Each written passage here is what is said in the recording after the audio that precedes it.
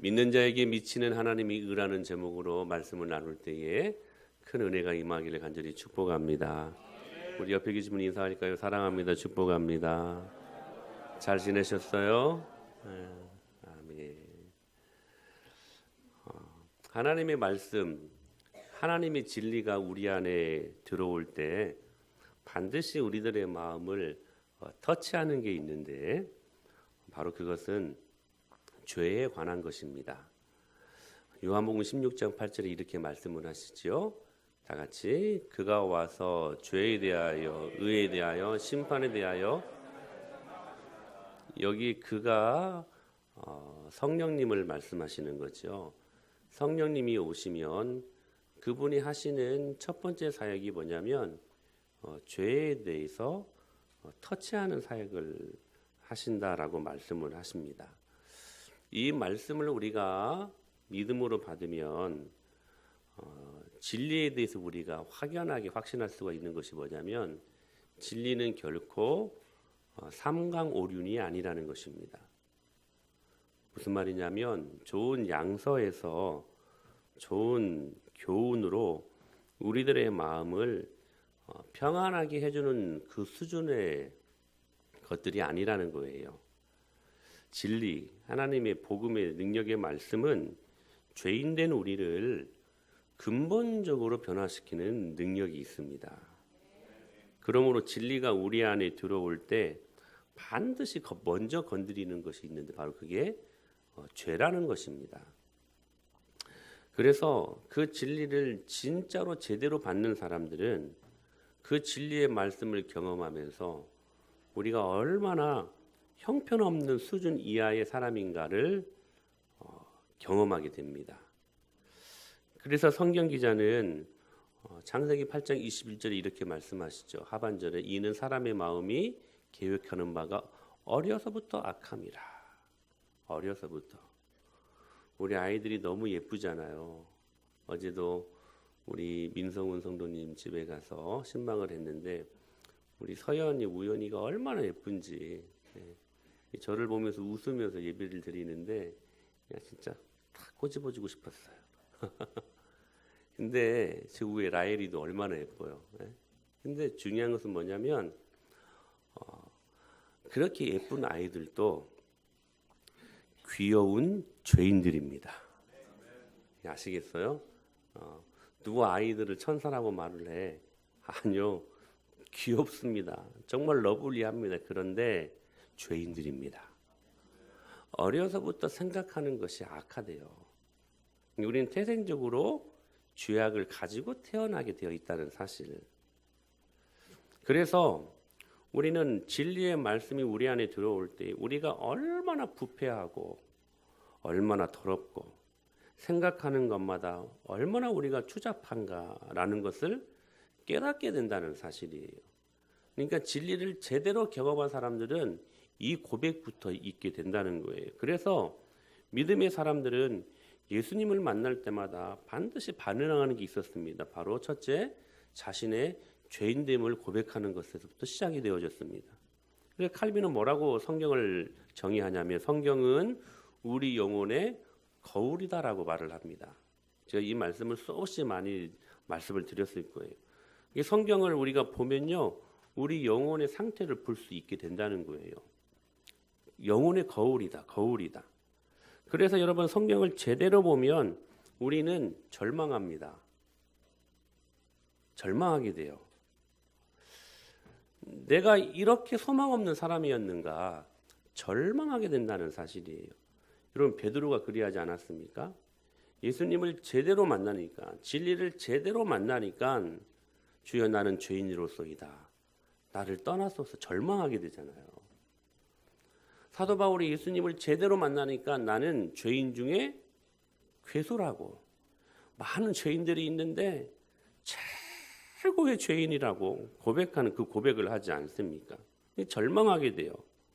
그러니까 성경을 볼 때마다 우리가 얼마나 소망 없는 죄인인가를 보게 해서 우리로 회개하게 하시고, 우리 자신의 모습을 보면 소망이 없는데 회개를 통하여 누구를 바라보게 되냐면 예수 그리스도를 바라보는 거예요. 그래서 이 소망 없는 이 죄인된 나를 예수 그리스도께서 보혈의 피로 살리셨구나. 오로지 나의 소망은 예수 그리스도 한 분뿐이시구나. 우리를 그렇게 고백하며 인도하게 하신다는 사실입니다. 그러므로 이게 성령의 역사입니다. 사도행전 2장에 보면 이런 말씀이 있어요. 시작.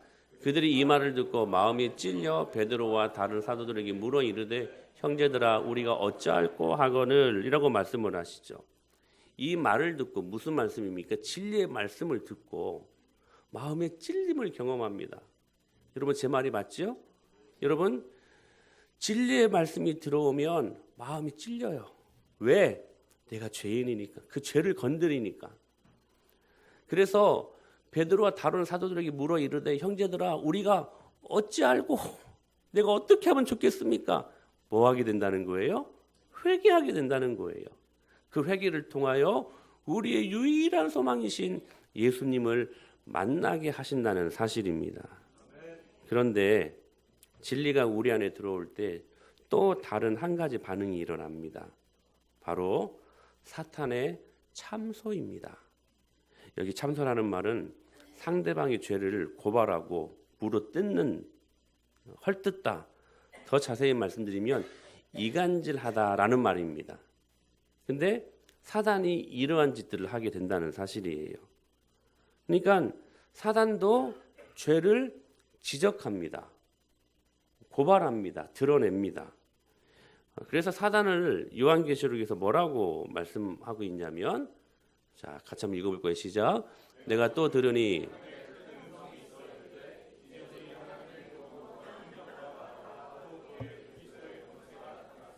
우리 형제들을 참소하던 자 곧 우리 하나님 앞에서 밤낮 참소하던 자가 쫓겨나. 사탄을 뭐라고 말해요? 참소하던 자, 이간질시키는 자, 죄를 드러내고 지적해서 고발하는 자, 그렇게 지금 사단에 대해서 소개하고 있다는 것이죠. 자, 여러분 여기서 조금 이상하지 않습니까? 그리고 우리 이런 질문을 할 수가 있지요. 성령님은 지금 죄에 대해 지적하시고 드러내신다라고 말씀을 하셔요. 성령님은 우리의 죄에 대해서 민감하게 반응하는 분이셔요. 죄를 지적하십니다. 그런데 오늘 본문에 보니까 사단도 똑같이 죄를 지적하고 성령님처럼 똑같이 그 죄를 드러내고 고발한다는 사실이에요. 이상하지 않습니까?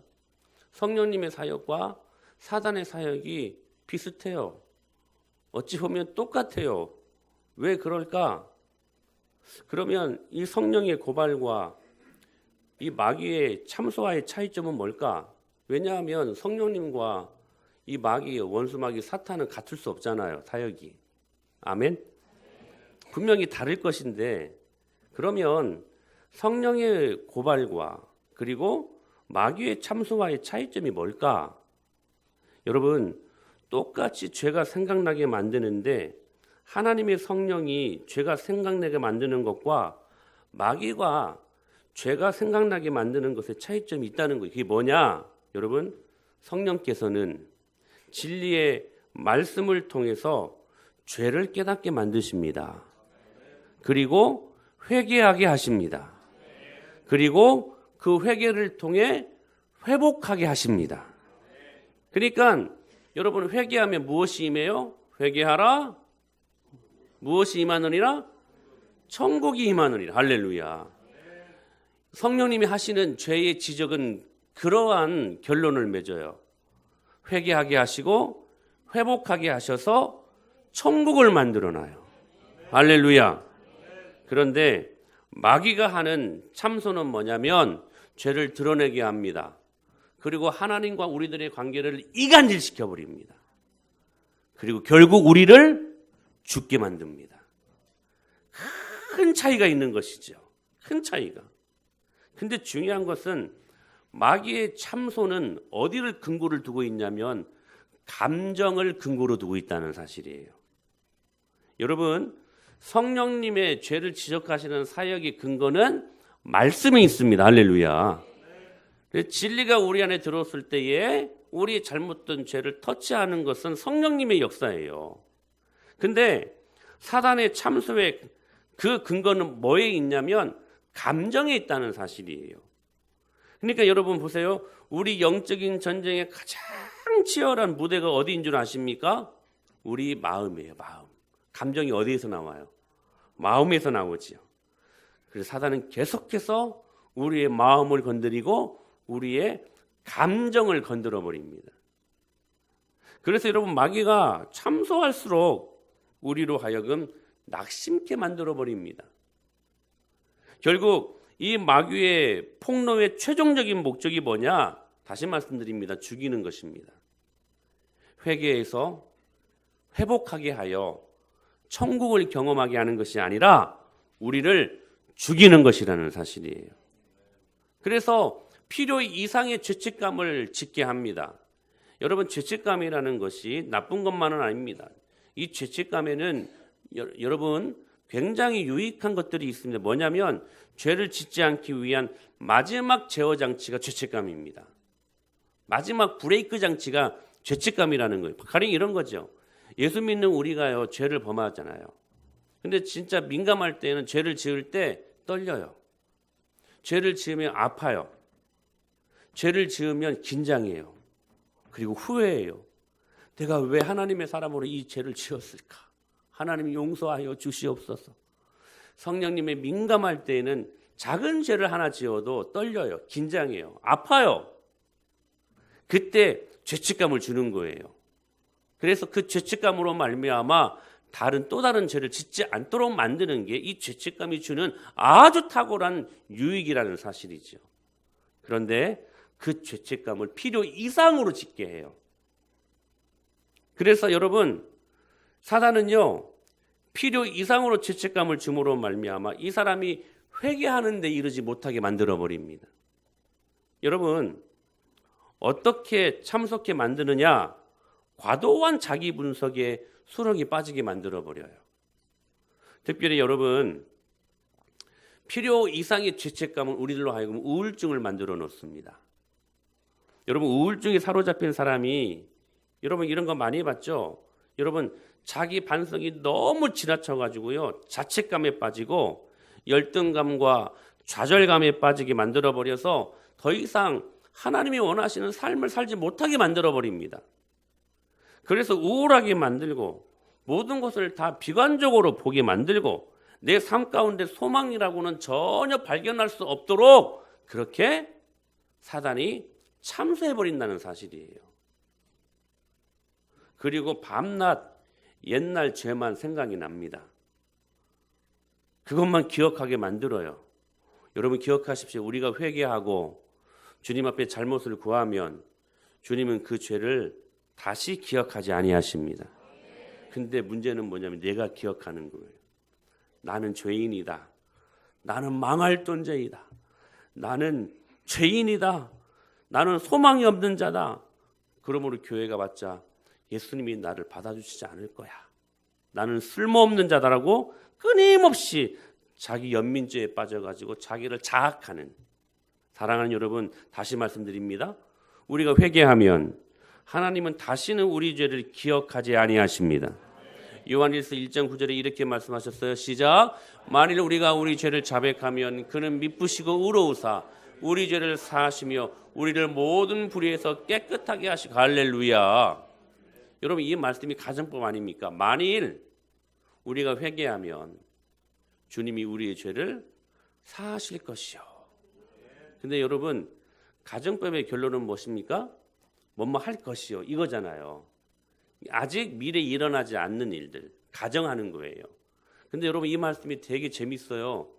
여러분 우리 죄를 사하시다 이 말씀이요 미래형이 아니라 사하실 것이요 이 말씀이 아니라 원래대로 하면 사하실 것이요라는 말로 번역이 되어야 되는데 이 말씀 원어 성경에 보니까 과거 완료형이에요. 만일 우리가 죄를 자백하면 그는 미쁘시고 의로우사 우리 죄를 사하셨습니다. 이 말이에요. 말이 돼요, 여러분?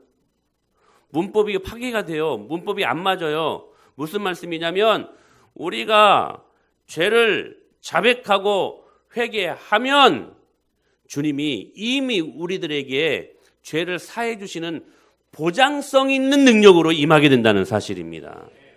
임상실험 안 거쳐도 돼요. 회개하면 이미 사하신 것을 가지고 우리들에게 접근하신다는 사실이에요. 여러분, 이게 얼마나 큰 은혜예요. 이게 얼마나 큰 은혜예요. 여러분, 우리가 왜 두려워하냐면 미래에 일어나지 않는 그 확실치 못한 일들 때문에 우리가 때로 두렵고 불안하지 않습니까? 근데 이 말씀은요, 오늘 우리들에게 보장성 있는 가장 큰 능력으로 다가서시는 주님의 말씀이라는 사실입니다. 너희들이 회개하면 이미 과거의 죄를 용서하셨다. 할렐루야. 이렇게 말씀하시는 거예요. 사랑하는 여러분, 이 복음의 탁월한 능력 아니겠습니까? 주님은 우리가 회개하면 그 죄를 다시 기억하지 아니하십니다. 시편 103편에 이렇게 말씀하셨어요. 시작. 동이 서에서 먼 것 같이 우리의 죄가를 우리에게서 멀리 옮기셨습니다. 여러분, 동쪽에서 서쪽 얼마나 멉니까? 근데 우리가 회개하면 우리의 죄가를 우리에게서 멀리 옮기셨대요. 기억하지도 아니하신대요. 문제는 뭐냐면, 중요한 것은 뭐냐면, 우리가 회개했음에도 불구하고 사죄의 확신을 갖지 못하고 여전히 그 죄에 대해서 주님이 용서하셨다는 확신을 갖지 못하고 내가 그 죄를 계속해서 낚시질하는 거야. 하나씩 낚아채요. 여러분, 여러분의 영혼의 가슴 속에 이 팻말을 꼭 만들어 꽂아 놓으십시오. 낚시 금지. 할렐루야. 사죄의 확신을 갖고 살아야 여러분 우리의 영혼에 참된 복음의 자유를 경험할 수 있는 것입니다. 주님이 우리 죄를 용서하셨습니다. 십자가로 용서하셨습니다. 여러분, 베드로가 그러한 사람 아니었습니까? 어린 여종에게 예수님을 부인하고 저주까지 합니다. 달기 울 때 회개하고 돌아섰지요. 근데 여러분, 이 베드로의 믿음을 보십시오. 그것으로 끝이십니다. 그것으로 끝. 무슨 말이냐면, 물론 그 이후로 그가 사람이었기에 순간순간 죄를 지었겠, 그래서 회개했겠지만, 그러나 예수님을 부인하고 저주한 것 때문에 달기 울 때마다 울며불며 다시 그 자리에 가지 않았다는 사실이에요. 오히려 베드로는 달기 울 때 그가 통곡하며 회개하잖아요. 그리고 예수님이 부활하신 다시 그를 만날 때에 여러분, 이 베드로가 뭐라고 고백합니까? 내가 주님을 사랑합니다. 사랑합니다. 사랑하며 세 번을 고백하면서 여러분, 주님이 그 사랑을 경험함으로 말미암아 여러분 그 죄에 대한 용서의 확신을 경험하잖아요.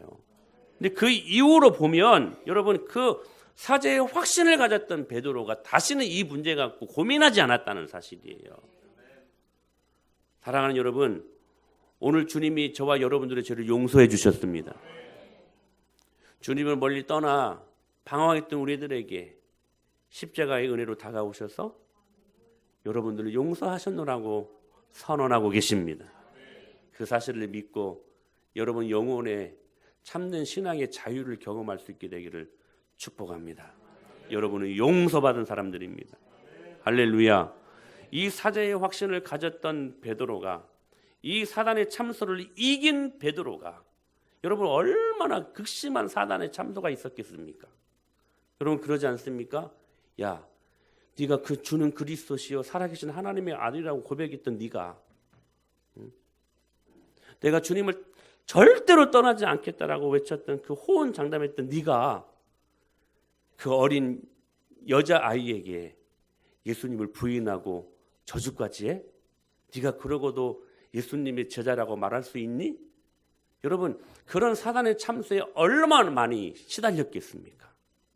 근데 베드로는 성령의 회개의 역사를 통하여 그 사단의 참소를 이깁니다.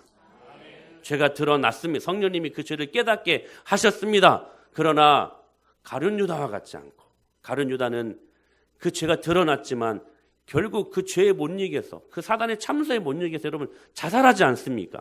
근데 베드로는 그 사단의 참소가 일어날 때에 오히려 성령의 회개의 역사를 통하여서 그가 회복하고 하나님의 사랑을 경험하지 않았습니까?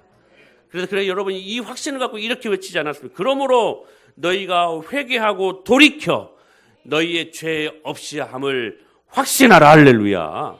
그렇게 말씀하시지 않습니까? 사랑하는 여러분, 주님이 우리 죄를 용서하셨습니다. 아담과 하와가 죄를 범합니다. 회개하면 됩니다. 그런데 벌거벗은 자신의 모습이 너무 수치스러워가지고 부끄러워 숨어버렸습니다. 인류가 주님 앞에 죄를 짓자 첫 번째로 나타낸 행동을 보였던 첫 번째 반응은 숨는 것이었습니다. 숨는 것이었어요. 여러분, 그래서 선악과를 따먹은 것도 큰 죄였지만 어찌 보면 더 큰 죄는 무엇이었냐면 하나님 앞에 회개하지 못하는 모습으로 그 죄책감으로 인해 가지고 하나님 앞에 나아가지 못하고 숨은 것이 더 큰 죄라고 말할 수 있을 것입니다. 사랑하는 여러분, 우리는 모두 죄인입니다. 우리가 한 주간을 살면서 이 은혜 아래 있지만 우리가 얼마나 또한 많은 죄들을 범합니까? 근데 그 죄가 나를 지배할 수 없어요. 왜? 주님의 사랑이 더 크니까. 주님의 은혜가 더 크니까. 이걸 몰라가지고 그 죄의 지배를 받는 사람들이 얼마나 많은지 몰라요. 여러분, 우리가 짓는 죄보다 주님의 십자가의 사랑이 더 크십니다. 그래서 그 죄를 가지고 주님 앞에 나아가면 용서받지 못할 죄가 없습니다. 주님이 다 용서하십니다. 그런데 아담과 하와는 넘어집니다. 사단의 참소에 이기지 못합니다. 선악과 먹기 전에는 너 그거 먹으면 하나님처럼 된다? 그렇게 꼬드겼다가 해서 먹었는데 그러면 칭찬해줘야 되잖아. 사단의 말에 순종했으니까. 여러분, 착각하지 마십시오. 사단은 우리를 꼬드겨서 그렇게 사단의 말에 순종하면 우리에게 칭찬하는 존재가 아니라 참소하는 존재입니다. 무슨 말이냐면 그렇게 순종해서 따먹었는데 이제는 사탄이 하나님 앞에서 참소합니다. 너 그거 하나님이 따먹지 말랬잖아. 너 이제 큰일 났다. 네가 그러고도 하나님의 자녀냐? 네 꼴을 봐라. 보기 좋다. 무엇을 건드려요? 감정을 건드려요. 마음을 건드려요. 결국 에덴 동산에서 나오게 됩니다. 무슨 말입니까? 하나님과의 관계가 단절되었다라는 것을 말하는 거예요. 사단의 참소의 결과입니다.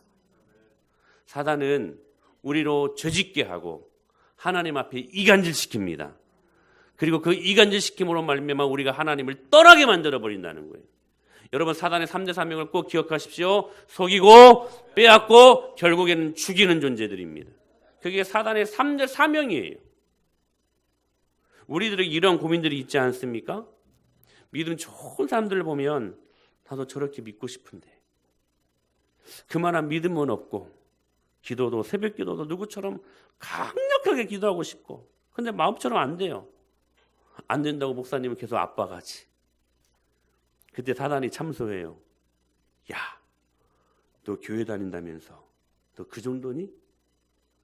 너 어제 술 마셨잖아. 어제 술 마신 분들 계십니까 혹시? 찔리잖아요. 너 어제 아내에게 말 못할 죄 지었잖아. 너 그러고도 그리스도인이니? 너 그러고도 하나님의 복과 상관이 있는 사람이니? 끊임없이 참소한다는 사실이에요. 여러분, 목사 부부가 싸울까 안 싸울까? 이런 말이 나와야 돼. 안 싸워요. 그런 환상을 갖고 있어야 되는데 제가 일부 예배 때 물어보니 다 싸운대. 우리 지금 집에 스파이들이 2명이 들어와 있잖아요. 예랑이 예성이. 얼마나 조심스러운지 몰라. 근데 여러분, 목사 부부가 싸울 때 가장 무서운 말이 뭔지 아십니까? 당신 그러고도 목사냐? 저는 그러죠. 그러면 당신은 그러고도 사모냐? 사단은 진리가 들어올 때 참소합니다. 정죄합니다. 이간질시킵니다. 여러분, 교회 나오면서 부부싸움 해보십시오. 진짜 그 통계가 있대요. 교회 오면서 전국에 있는 모든 크리스찬들이 교회 차 타고 오잖아요. 차 타고 오면서 열이면 5, 6명은 꼭 그 안에서 싸운답니다. 꼭 싸운대요. 진짜 그런 통계가 있어요. 진짜. 왜 그럴까요, 여러분? 여러분, 이거 사단이 하는 일들 아니겠습니까? 우리의 감정을 건드리고 마음을 건드려가지고 예배 드리지 못하는. 여러분, 오다가 싸우면 예배 드리고 싶습니까? 아니요. 여러분, 교회 나오기 싫어요. 목사가 제일 힘든 게 뭔지 아세요? 설교하기 전에 부부싸움 할 때 죽기보다 힘들어요. 그 마음을 갖고 설교하려면 설교가 안 돼요. 진짜 안 돼요. 여러분, 우리가 죄를 지으면요, 사단이 참소해요. 그래서 하나님 앞에 나아가지 못하게 만들어버린다는 사실이에요. 그러니까 사단의 참소의 결과가 뭐냐면 자꾸만 하나님과 거리가 멀어지는 거야. 우리가 은혜의 보좌 앞에 나가야 사는데, 그래서 여러분 예배를 통하여 은혜 받아야 여러분 한 주간을 살아가는 능력이 있지 않습니까? 아멘? 여러분, 여러분의 삶에 일주일 동안 삶의 실패와 혹 여러분이 당하는 모든 아픔들은 여러분 주일 예배를 통하여 은혜 받지 못하기 때문에 생기는 일입니다. 여러분 이거 꼭 명심하셔야 돼요. 여러분, 일주일을 살아갈 수 있는 절대적인 힘과 능력은 주일 예배를 통하여 일어납니다. 여러분이 이 시간에 예배를 통하여 은혜 받아야 돼요. 그 무엇보다도 은혜 받으셔야 돼요. 그러므로 여러분은 말씀에 귀를 기울이고 마음을 집중하여 주님 주시는 영광을 능력으로 경험하실 수 있어야 돼요. 그래야 한 주간을 살아갈 수 있는 능력이 일어납니다. 모든 죄와 싸워 이기는 능력을 이 예배를 통하여 공급받을 수 있어야만 한다는 사실이에요. 근데 사단이 그걸 알아요. 사단이 그걸 알아요. 그래서 예배에 은혜 받지 못하게 만들어버립니다. 예배에 은혜 받지 못하게 만들어버려요. 그래서 싸움을 계속 붙이는 거예요. 예배 나오기 전에. 참소하는 거예요. 그래서 바울이 활동할 당시 로마 군인들은 전신갑주를 취했는데 흉배를 입었습니다. 목에서부터 어깨와 허리춤까지 가리는 방어용 무기였죠. 아마 저기 웬만한 공격으로부터 가슴과 이 복부의 보호는 가능했을 것입니다. 그러므로 바울은 지금 로마 군인들이 착용했던 그 흉배를 연상한 거예요. 그러면서 전신갑주를 소개할 때에 의의 호심경, 의의 흉배를 가슴에 착용해라. 그렇게 우리들에게 종용하고 있는 것입니다. 그리고 이 말씀의 의미는 이런 거예요. 그리스도인들도 이 흉배를 착용해야 되는데 그리스도인들이 가슴, 즉 사단이 감정을 건드리는 공격에서 감정이 생성되는 마음을 보호해야 한다라고 하시는 또 다른 의미의 말씀이기도 합니다. 즉 무슨 말씀이에요, 여러분? 사단의 주 공격 루트가 어디에 있다는 거예요? 마음의 감정에 있다는 거예요. 여러분 부부싸움 무엇으로 하십니까? 인류 평화를 위해서 어떻게 접근해야 될 것인가? 그것 때문에 여러분 서로 의견이 달라서 싸우십니까? 여러분 그래요? 저기 아프리카 난민을 어떻게 도와야 될 것인가? 의견을 내놨는데 서로 달라요. 그것 때문에 싸우십니까? 아니요. 사소한 말 한마디 그 감정으로 싸웁니다. 그 감정으로 가정들이 풍비박산 날 때가 얼마나 많은지 몰라요. 그러므로 이 마귀의 이런 참소를 막기 위해, 참소로 인해 우리들의 가슴과 마음이 하나님과 멀어지는 것을 막기 위해 주님께서 우리에게 주신 무기가 있는데 그게 바로 의의 흉배라는 사실이에요. 의의 흉배. 여러분 그 의가 무엇일까요? 하나님의 의. 할렐루야. 마귀가 이간질시키고 마귀가 참소라는 것으로 공격해 올 때에 내 의가 아니라 내 지식과 내 경험과 내 살아왔던 그 모든 감정적인 어떤 그런 노하우가 아니라 뭐라는 거예요? 예수 그리스도의 십자가의 의로 말미암아 나는 구원을 입었다라고 선언하라는 것입니다. 야, 내게 있는 의의 흉배 봤지? 누가 나를 감히 건드려? 여러분 이 자부심을 갖고 살아가야 된다는 사실이에요. 로마서 3장 오늘 보면 19절에 21절 이렇게 말씀하십니다. 시작. 우리가 알거니와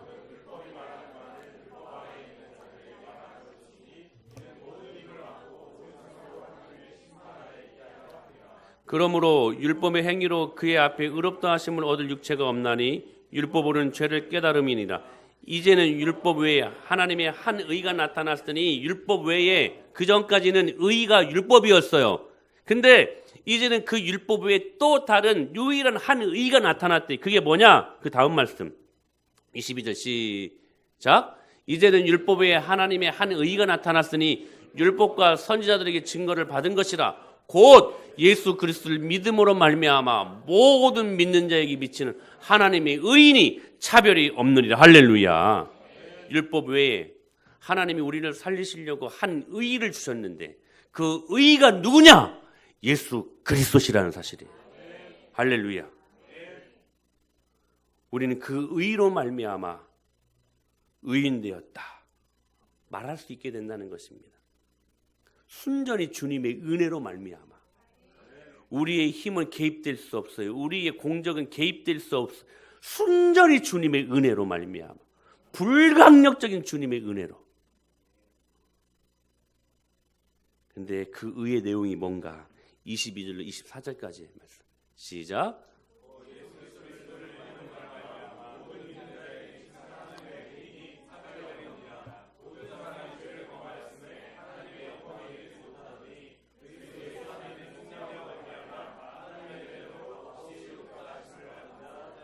그 의의 내용이 뭐예요? 십자가인데 그 십자가가 무엇입니까, 여러분?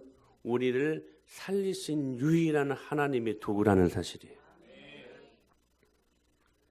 여러분, 우리가 이 자리에 나와서 호흡하며 주님을 어떻게 예배할 수 있었습니까? 무엇 때문입니까? 십자가의 의 때문입니다. 여러분은 오늘 그 십자가의 의로 도움을 받아 이 자리에 나와서 주님을 예배하고 있음을 믿으시길 바랍니다. 우리나라 초대교회에 많은 간증들이 있었는데 제가 언젠가 말씀드렸습니다. 하루는 유부남 유부녀가 눈이 맞았습니다. 절대로 눈이 맞아서는 안 될 사람들이 눈이 맞았어요. 원래 그래서 남편과 아내를 버리고 이 유부남 유부녀 불륜 남녀가 딴 살림을 차리게 되었답니다. 자식도 버리고 무책임하게. 그렇지만 자기들은 좋아서 그렇게 생활하다가 어찌어찌 동네에 교회가 생기게 되었는데 이 바람난 두 불륜 남녀가 우연히 교회에 갔습니다. 그런데 거기서 이 불륜 남녀가 그만 은혜를 받고 말아버렸어요. 여러분, 이 불륜 남녀가 은혜를 받는 게 맞아요, 안 맞아요? 여러분, 그들도 은혜가 필요합니다. 은혜를 받아버렸어요. 왜 필요했냐면 그 결론을 우리는 말씀을 들으면 이해가 될 텐데, 예수님을 믿고 나니까 불륜 남녀였다 할지라도 너무 기뻤던, 너무 좋았어요. 너무 좋았어요. 그런데 문제는 계속해서 마음에 찔림이 생기는 거예요.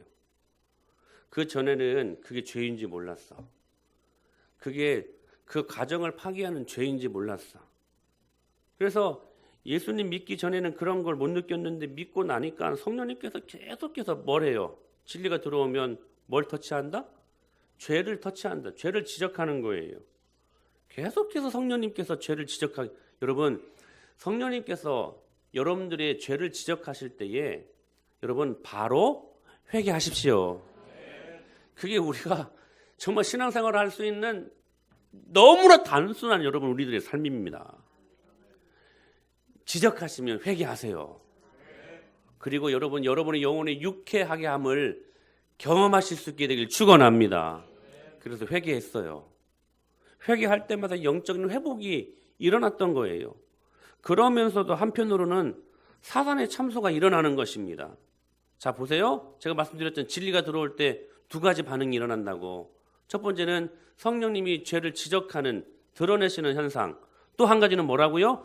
사단의 참소가. 이 불륜 남녀에게 사단의 참소가 일어난 거예요. 야, 니들 바람나서 그렇게 살고 있는 거 하나님이 과연 용서하실까? 니들이 하는 그 기도 하나님이 정말로 응답하실까? 하나님 자녀 진짜 맞니?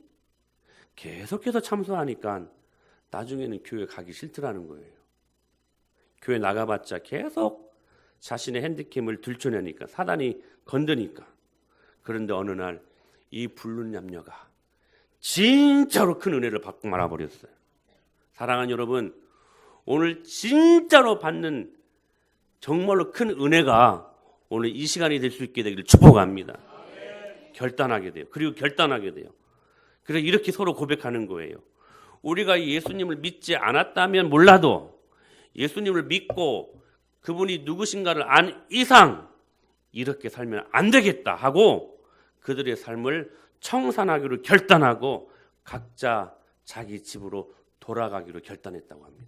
그리고 돌아갔습니다. 돌아감으로 말미암아 얼마나 가정 안에 큰 회복의 은혜가 일어났는지 아주 유명한 간증이 있습니다.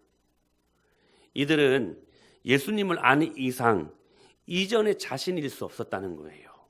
사랑하는 여러분, 이것이 하나님의 의로 살아가는 우리들의 방법이 되어야 되지 않겠습니까? 예수님 몰랐으면 몰라도 우리가 예수님을 믿고 아는 이상 주님이 우리의 죄를 드러내시고 지적하실 때에 여러분 회개하고 회복하여 여러분 천국을 경험하는 인생이 되어야 되지 않겠습니까? 오늘 이 은혜가 우리의 삶 속에서 일어날 수 있게 되기를 간절히 축원합니다. 바로 이것이 뭐냐? 의의 흉배라는 사실이에요. 하나님의 의로 사단의 참소를 이기는 방법이라는 거예요. 할렐루야. 하나님의 의가 이긴 것이에요. 하나님의 의가 이긴 거예요. 어떤 분은 이렇게 묻습니다. 전도하면 왜 교회 안 나오십니까? 왜 예수님 안 믿으십니까? 물어보면 꼭 이런 말들을 비슷한 말들을 많이 해요. 자기 직장의 상사가 교회 장로인데 하는 짓은 거의 개라고. 우리 하상희 장로님 우리 장로님 그러실 분이 아닙니다.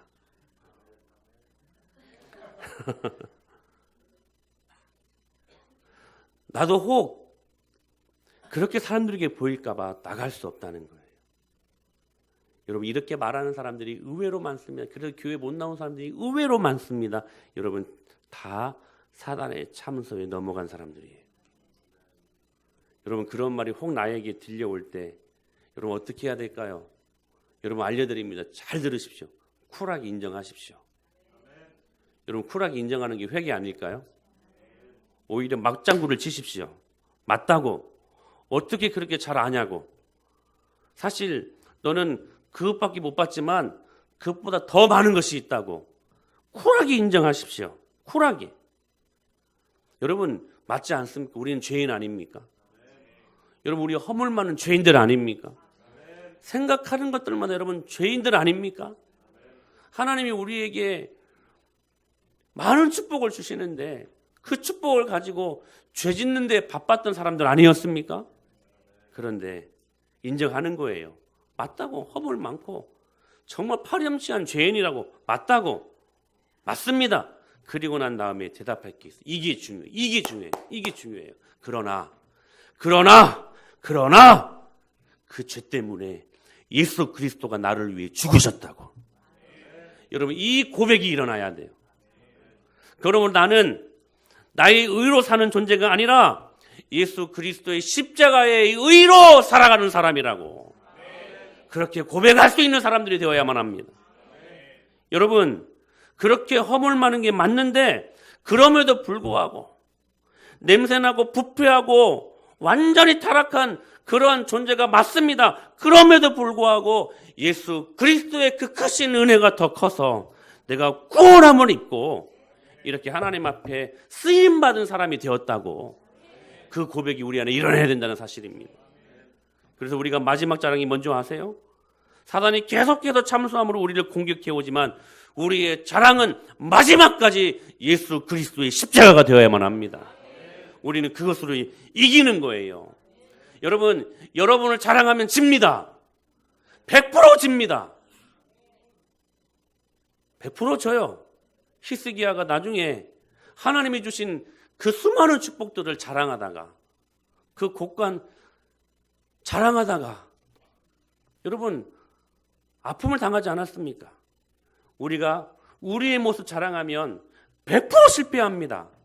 그러나 사단이 그렇게 치고 들어올 때 예수 그리스도의 십자가를 자랑하며 이깁니다. 그게 뭐예요? 의의 흉배예요.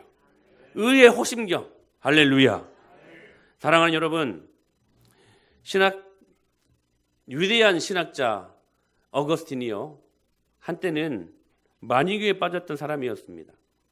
젊은 날에 방황을 일삼았던, 술집을 전전하며 심지어는 사생아까지도 나왔던 전적이 있었던 화려한 과거가 있었던 어거스틴이었습니다. 여러분 우리 기독교 개신교에서 이 어거스틴을 빼고 여러분 어떻게 신학을 말할 수 있겠습니까? 위대한 하나님의 사람 아니었습니까? 그런데 그들도 한때에는 이 어거스틴도 사생활을 낳을 정도로 타락했던 삶을 살았던 사람이었습니다. 그러나 그가 회심하고 완전히 딴 사람이 되었습니다. 그렇게 딴 사람이 되어서 하루는 길을 걷다가 한때 놀던 시기에 알았던 술집 여자를 만나게 됩니다. 얼마나 당황스러웠을까? 자신의 과거를 다 아는 여자였는데.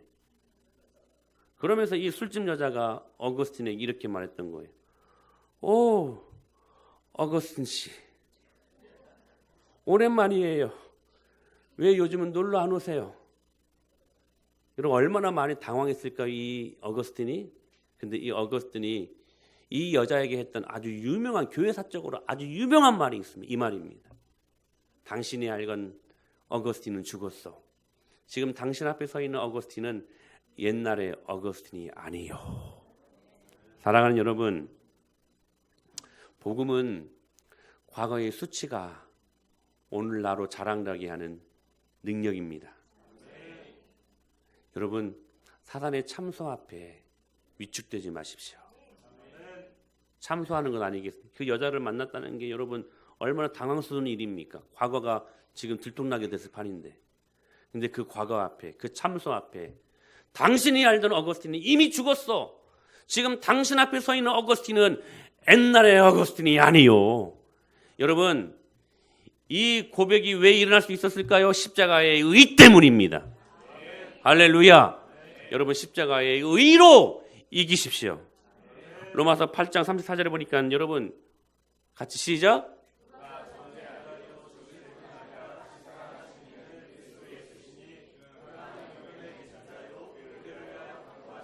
그 누구도 우리를 정죄할 수 없다는 거예요. 왜? 우리에게는 그리스도의 의가 있기 때문에. 그래서 우리 교회 자랑이 뭡니까? 그리스도의 의입니다. 그래서 바울은 내가 복음을 부끄러워하지 아니하노라라고 고백합니다. 갈라디아서 6장 14절에 보니까 시작. 그러나 내게는 십자가 외에 결코 자랑할 것이 없어. 그리스도로 말미암아 세상이 나를 내하여 십자가에 못 박히고 내가 또한 세상을 내하여 그러하네. 할렐루야. 십자가를 자랑하면서 우리가 악한 원수 마귀 사단의 참소를 이기는 그 힘, 이게 여러분 성도의 반응이요 성도의 능력임을 믿습니다. 사랑하는 여러분, 그러므로 참 사단이 참소할 때에 우리는 그 예수님의 십자가의 의 붙들고 나아가야만 합니다. 이렇게요. 시작.